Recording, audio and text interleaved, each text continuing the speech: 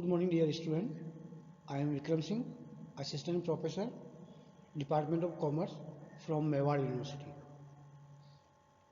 In this class, we understand ratio analysis. Under this ratio analysis, we cover analysis of long-term solvency and investment. This is the content for regarding this lecture. Long-term solvency.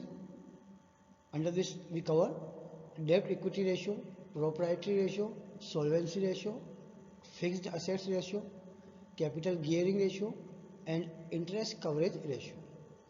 After that, analysis of investment.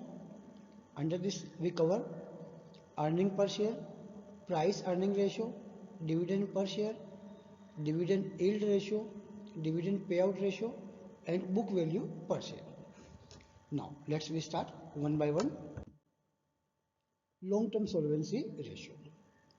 This long-term solvency ratio, also called as a leverage ratio, capital structure ratio, or debt management ratio. All these are expressed in the following. Debt equity ratio. Debt equity ratio we can calculate through using this formula: external equities or total debt divided by internal equity or total equity. It means the simple formula is total debt divided by total equity. Here debt means external or equity it is internal. So external equity means short-term and long-term loans, and internal equities, under this we cover shareholder fund. Now listen carefully, the interpretation regarding this ratio is high. It is show that the claim of creditor are greater than those of owners, hence lesser safety, whereas a low ratio provide sufficient margin to creditors due to higher stake of owners. This ratio should be balanced. Now this next, proprietary ratio. For calculation of proprietary ratio, the formula is proprietary fund divided by total assets. This ratio reveals the general financial strength of the business.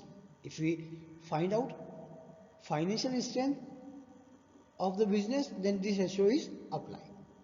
For this, the higher ratio, it is indicate sound financial position of the business. Now the next, solvency ratio. For regarding solvency ratio, we have formula total debt divided by total assets excluding fictitious assets.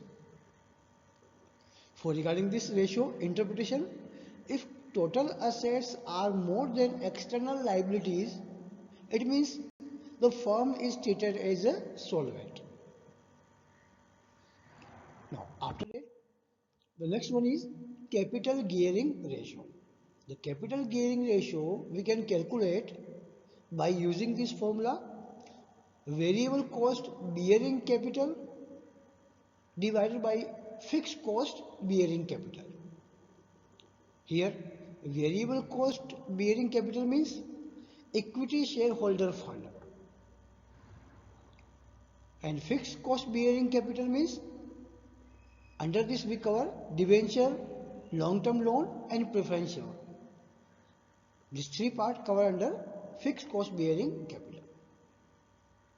Now for regarding this capital gearing ratio, the interpretation is a higher ratio reveals that lesser fixed financial charges, thus more surplus available to shareholder.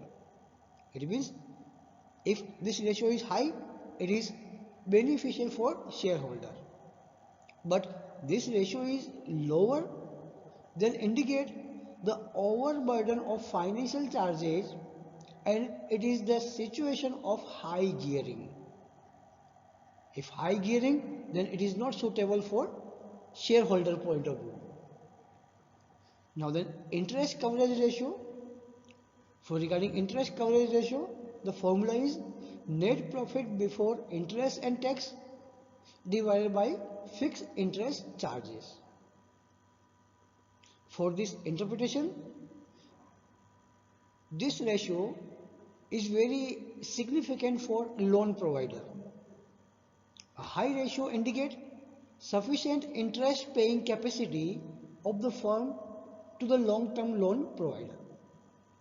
If this ratio is low, it means the firm is using excessive debt. By this ratio, investor can forecast the financial risk through comparing this ratio from standard ratio of the same business. So this is all about the solvency, long-term solvency. Now then the next one is analysis of investment point of view. This investment ratio, also known as a market value ratio. Under this we have following ratios. Earning per share. Earning per share we can calculate through using this formula: profit after tax minus preference dividend divided by number of shares. Through this we can calculate EPS. This EPS ratio profitability of firm can be measured from the shareholder point of view. Higher ratio indicates better performance and greater would be the market price of a company share. This ratio, it is beneficial for inter-firm comparison and intra-firm comparison from investor point of view. Now after that, price earning ratio. This price earning ratio we can calculate through market price of share, that is MPS, divided by earning per share, EPS. In short, MPS divided by EPS. This ratio indicates the market opinion of the earning capacity. Here, the comparison of PE ratio with another similar firm can specify whether the share is overvalued or undervalued. And then next, dividend per share. Dividend per share we can calculate through dividend paid to equity shareholder divided by number of equity share outstanding. The interpretation for regarding this DPS, it represents to what extent the profit has been received by the shareholder. Now, after that, dividend yield ratio, we can calculate yield ratio DPS divided by MPS multiply 100.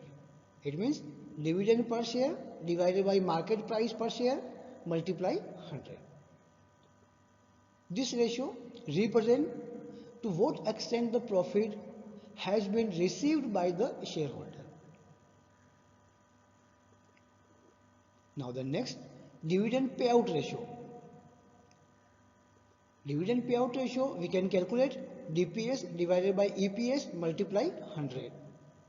Or we can use another formula, equity dividend divided by profit after tax minus preference share dividend multiply 100. Now the interpretation regarding this ratio shows that how much earning is distributed and how much is retained in the business out of profit. So this ratio is also useful for inter-firm and intra-firm comparison.